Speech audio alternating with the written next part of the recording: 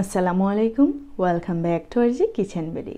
আজকের রেসিপিতে থাকছে মাছের ডিমের ভর্তা রেসিপি। আমরা কিন্তু মাছের ডিমের কাটলেট, বড়া বা কোপ্তা কারি খেয়ে অভ্যস্ত। আজকে আমি খুব ইজি ওয়েতে তৈরি করে দেখাবো মাছের ডিমের ভর্তা রেসিপি, আর খেতে কিন্তু অনেক সুস্বাদু। দেখতে পাচ্ছেন একটি কড়াই বসিয়ে দিয়ে দিচ্ছি তেল, তারপর দিয়ে দিচ্ছি প্রায় 2টো রসুনের কোয়া, দিয়ে দিচ্ছি আস্ত লাল মরিচ। এখন এগুলোকে খুব ভালো করে ফ্রাই করে নিতে হবে। মরিচটাও খুব ভালো করে ভাজা হবে, এমনকি রসুনের কোয়া যতই ভাজা হবে ততই কিন্তু সফট হবে। দিয়ে দিলাম 1 ছিটে লবণ, তারপর একটু ভাজা হয়ে যাওয়ার পর আমি তুলে নিচ্ছি। অবশ্যই খেয়াল করবেন যেন খুব ভালো করেই ভাজা হয়। আমি তুলে নিচ্ছি একটি বাটিতে রসুন এবং মরিচ তুলে নেওয়ার পর আমি একটি সাইড করে রেখে দিচ্ছি। এর স্মেল কিন্তু অনেক ভালো আসে, মনে হয় যে গরম গরম ভাত এই রসুনের কোয়ার মরিচ দিয়েই খেয়ে নেওয়া যাবে। দেখতে পাচ্ছেন ওই প্যানেই দিয়ে দিলাম লবণ এবং হলুদ, আর এইখানে আছে প্রায় 400 গ্রামের মতো মাছের ডিম। মাছের ডিমে কিন্তু দেখবেন অনেকটাই রগ রগ কী টাইপের কী যেন থাকে, ওইগুলো হাত দিয়ে কচলিয়ে খুব ভালো করে পরিষ্কার করে নিতে হবে। তারপর দেখতে পাচ্ছেন চুলার আগুন মিডিয়াম ফ্লেমে রেখে হাই থেকে একটু কম রেখে ফ্রাই করে নিতে হবে।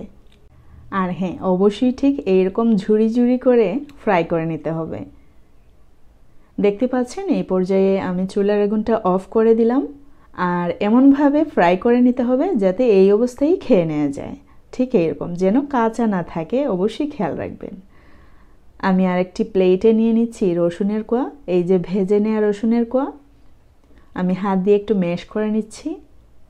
তারপর আস্ত লাল মরিচ, সবগুলোকে খুব ভালো করে হাতের সাহায্যে একটু ভেঙে ভেঙে দিতে হবে, যেহেতু আমরা ভর্তা করব। তারপর দিয়ে দিচ্ছি পেঁয়াজ এইখানে 400 গ্রাম ডিমের সাথে পেঁয়াজ অবশ্যই একটু বেশি পরিমাণে ইউজ করবেন, আর চেষ্টা করবেন কাঁচা পেঁয়াজ ইউজ করার। পেঁয়াজ ভাজলে অবশ্যই অন্যরকম একটা টেস্ট, আর কাঁচা খাওয়া কিন্তু আরও দ্বিগুণ টেস্ট। তারপর দিয়ে দিলাম ধনেপাতা কুচি এবং সামান্য লবণ। এখন সম্পূর্ণ উপকরণ হাত দিয়ে খুব ভালো করে মিশিয়ে নিচ্ছি। মিশিয়ে নেওয়া হয়ে গেলে এরই মধ্যে অ্যাড করে নিচ্ছি ডিমের ঝুরি। দেখতে পাচ্ছেন এখন আমরা হাত দিয়ে খুব ভালো করে আবারও মাখিয়ে নেব, আর এই ঝুরিগুলোকে হাত দিয়ে চেপে চেপে আরও ঝুরি করে নিতে হবে, যেন ঠিক একটা একটা হয়ে যায়। ঠিক এইরকম মাখিয়ে নেওয়া হয়ে গেল, রেডি হয়ে গেল আমাদের ভর্তা রেসিপি।